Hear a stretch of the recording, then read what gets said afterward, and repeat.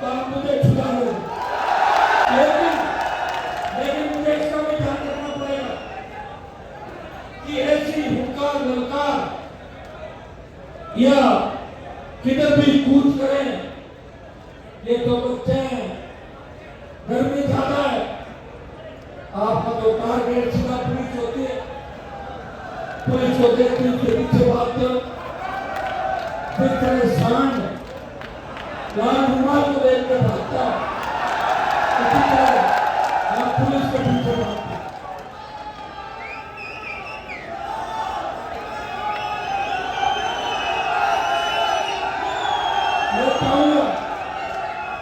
मैं चाहूंगा कि मैं इस गर्मी के अंदर आपको ज्यादा परेशान नहीं करूं। एक बार सरकार की तरफ से कोई संदेश आया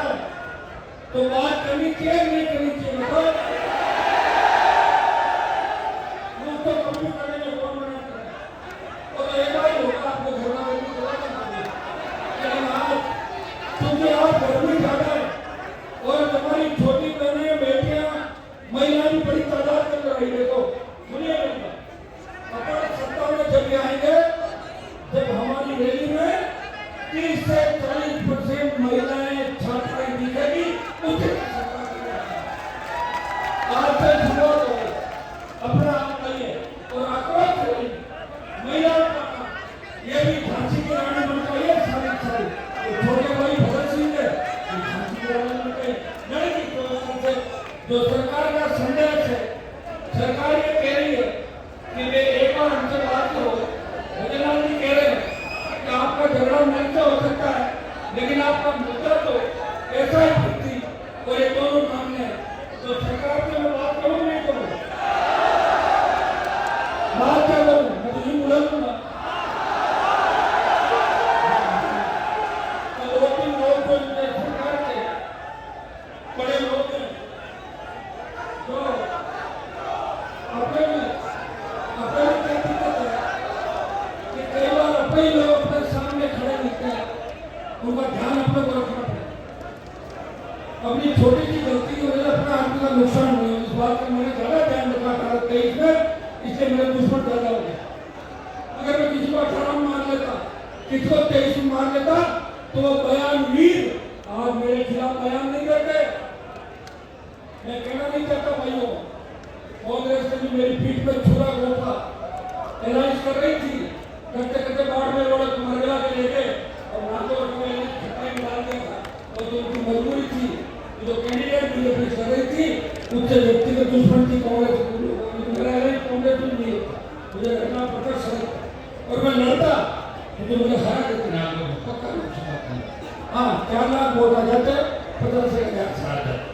मैं लड़ता पड़ी नहीं, लेकिन अब मुझे पूरा भरोसा है कि देवघर में हराने के बाद अब कहीं कहीं आप ये सोच रहे हो कि हमारा तो कोई बचा ही नहीं रहा था, सारे कांग्रेस बीजेपी चले गए, सारे सत्ता के पीछे भागे, एक ही तो लड़ा हमारे, तो भी जो हमारे स्वास्थ्य का ध्यान रखता है, जो हमारी चिंता करता है, जो किसी कोई अगर रोता हुआ आता है, उसके आंसू पहुंचता है, वो हंसता हुआ उसके से जाता है,